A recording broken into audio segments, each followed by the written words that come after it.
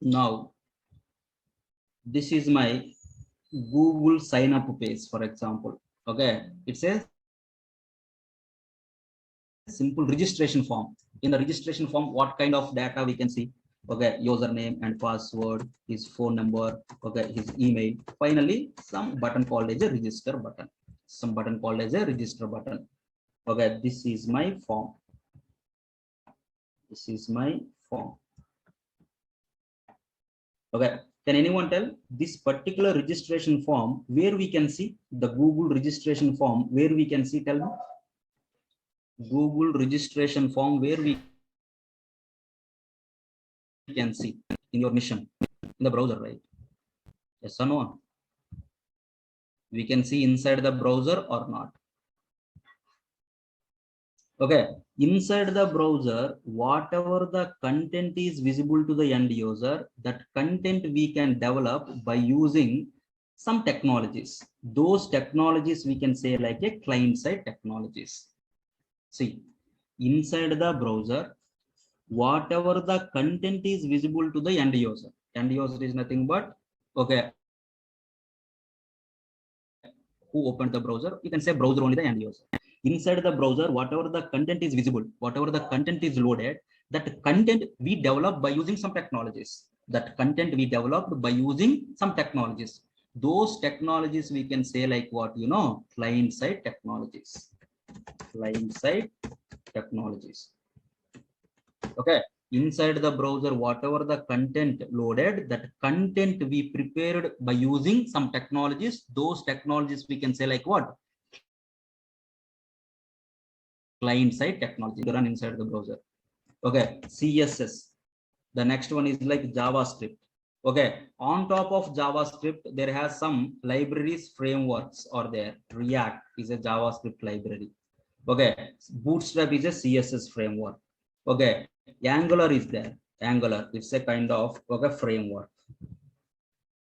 Okay, the next one is like Vue is there. Vue.js, EXTJS, like this multiple, okay, different on top of libraries, frameworks are there. On top of JavaScript, they built some libraries and frameworks. So these all are used for what? To prepare the content. Either you can choose React, either you can choose Angular to prepare this content, either you can choose Vue.js to prepare the content. React and React.js both are like same. Okay, okay. Okay, now tell me, at the time of clicking on the register button, I'm not asking about the code or something. What internally happened? Okay, in our day-to-day life, okay, we are going to sign up with different applications, right? Okay, tell me, at the time of clicking on the sign up button, internally what happened? That is my question. Internally, what happened?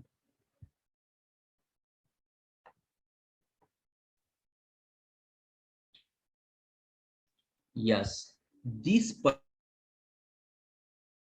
particular values or this particular data you should have to store somewhere for future purpose or not, while logging for authentication purpose or not. So this data at the time of clicking on the register button, you should have to store somewhere or not. Where you want me to store the data? Where you want me to store the data? Come on, in the database or not? So I need one database. Yes, okay, in the database I want to store the data. Okay, this is my DB. Okay, as part of our course, which database we are going to use? MongoDB. Okay, as part of our course, which client-side technology we are going to use? React. So by using React, I want to prepare this particular template. At the time of clicking on the this particular registration button, this data I want to store within the database. So this data I want to store within the database. Here, my React is a client-side technology, is not having the capability to communicate with your database directly. Not only React, no client-side technology can communicate with the database. So some other person help is required or not to store your data. Who is that guy? Some other person help is required or not? Okay, some of the middleware. Okay, that middleware we can say like what? Server-side technology. That middleware we can say like what? Server-side technology. Yes or no? Tell me some server-side technologies, what you know. Tell me some server-side technologies, what you know. Server-side technologies.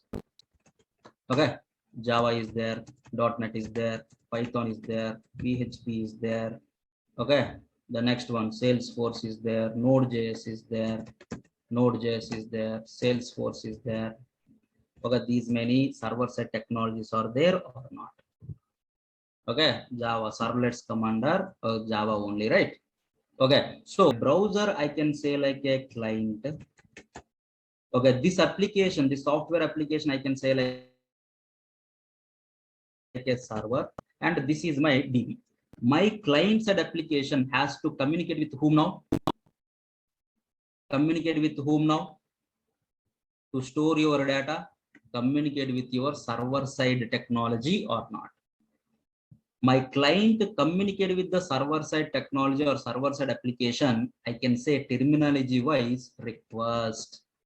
My client requested something to my server-side application. Based on my client request, my server-side application performing some operation and give the response back to my client or not. Okay, my server communicate with the client application, I can say like what? Response. Okay, it is a kind of what? Client and server communication application or not?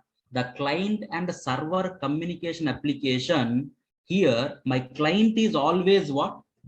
My client is always what? Can anyone tell? In my client and server side application,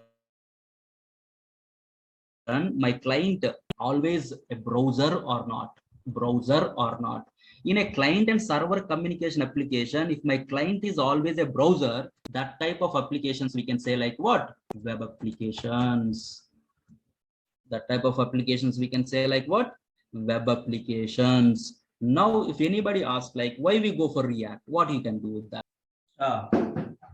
By using React, we can develop a client-side application, client-side applications or not. In your web application development, by using React, we can develop the client-side application or not. Yes or no? Which is always running where? Which is always running where? Inside the browser or not? Yes or no? Why we go for React? By using React in our web application development, we are going to create a client-side applications or not? We are going to create a client-side applications or not?